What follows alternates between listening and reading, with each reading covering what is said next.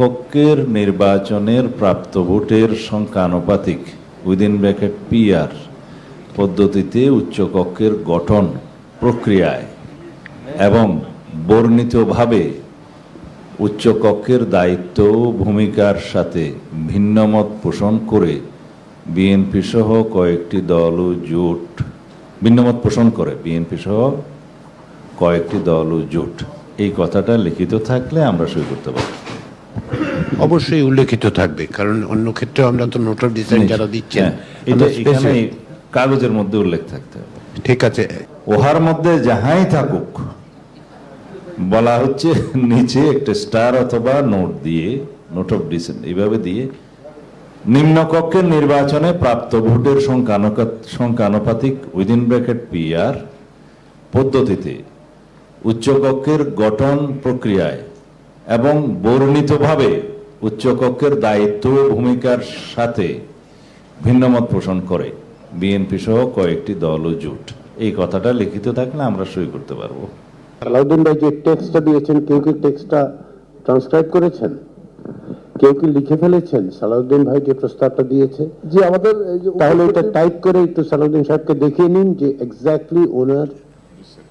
আপনারা একটু দুজনে চেক করে নিয়েন, এই যে আমাদের ডেপুটি সেক্রেটারি এবং যারা ওখানে রিপোর্টার আছেন। সেই জন্য এটা লিখিত ভাষ্য হলে আমরা আমাদের পক্ষ থেকে সেটা পড়ে শোনাবো। বিএনপির নেতার সালাউদ্দিন ভাইকে দেখে শুনতে চাই আমরা। আচ্ছা, সালাউদ্দিন ভাইকে আরেকবার আপনি যেহেতু পড়ে দেন একটু, তাহলে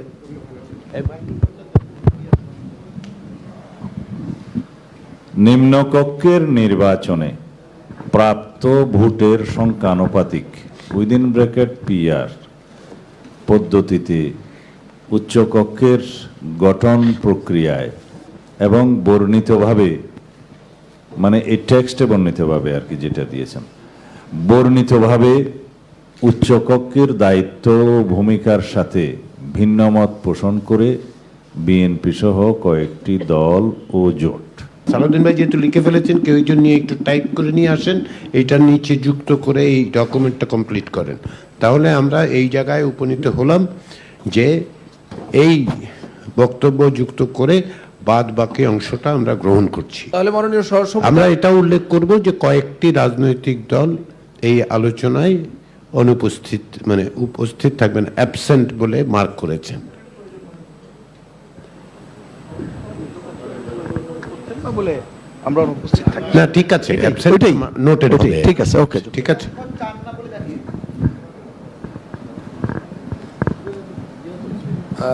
জনাব মঞ্জুরুল ইসলাম বিষয়টা আফ্রিদি, নিষ্পত্তি এভাবেই হলো, সকলে একমত দ্বিকক্ষ প্রতিষ্ঠায়। দুই ধরনের মত আছে, যারা সংখ্যানুপাতিক তারা এইগুলো গ্রহণ করেছে, বিএনপি সহ কয়েকটি জোট তারা একমত, দল ও জোট, মানে যে টেক্সটটা আসবে সেটা, আর কয়েকটি দল আলোচনায় অ্যাবসেন্ট থেকেছে। জি, ভিন্নমত এখানে বাংলাদেশ জাতীয়তাবাদী দল বিএনপি, জাতীয়তাবাদী সমমনা জোট, 12 দলীয় জোট, জমিয়তে উলামায়ে ইসলাম এবং আম জনতার দল, এনডিএম, এলডিপি, ওনাদের ভিন্নমত, একটা ব্যাখ্যা সহ ভিন্নমত। না, আমি যাচ্ছি সেখানে, গণফোরাম এদিকে না ওইদিকে। হ্যাঁ, আপনাদের ভিন্নমতটা সিমিলার কি বিএনপির সঙ্গে না কমিউনিস্ট পার্টি বাসুদের সঙ্গে? মানে পরিষ্কার বলেছি, কারোর পক্ষে বিপক্ষের বিষয়টা আমরা বলছি যে আমরা উচ্চ কক্ষ গঠনের পক্ষে মতামত দিয়েছিলাম, কিন্তু সেই সময় ব্যাখ্যায় বলেছিলাম উচ্চ কক্ষ গঠনের যে প্রক্রিয়া, এই যে পদ্ধতিটা আপনারা উল্লেখ করেছেন, এই গঠন প্রক্রিয়া এবং তার যে ফাংশন, দায়িত্ব, এটার সাথে আমরা একমত না, এই জন্য আমরা ভিন্ন মত পোষণ করলাম। আচ্ছা, আপনারা 1 নম্বরে আছেন যে উচ্চকক্ষ হওয়া দরকার, জি, কিন্তু তার গঠন প্রক্রিয়া অর্থাৎ প্রপোর্শনালি হোক আর যাই হোক, যেটা কোনটার মধ্যে আপনারা মত দিচ্ছেন না, আপনারা এরপর থেকে আর আপনারা নাই, তাই তো? জি। আচ্ছা, যেমন সিপিবি বাসদের অবস্থা হচ্ছে, এটা কার্যকারিতা নিয়ে আপনারা বলছেন যেটা প্রয়োজনই নেই। তাহলে জমিয়তে উলামায়ে ইসলাম এবং কমিউনিস্ট পার্টি এবং বাংলাদেশের সমাজতান্ত্রিক দল, এই 3 পার্টির অবস্থান একরকম। ও আপনারাও কমিউনিস্ট পার্টির সঙ্গে এবং জমিয়তে উলামা ইসলামের সঙ্গে একই মত, তাহলে 4 পার্টি পাওয়া গেল যাদের এক ধরনের অবস্থান। হ্যাঁ হ্যাঁ, দরকার নেই।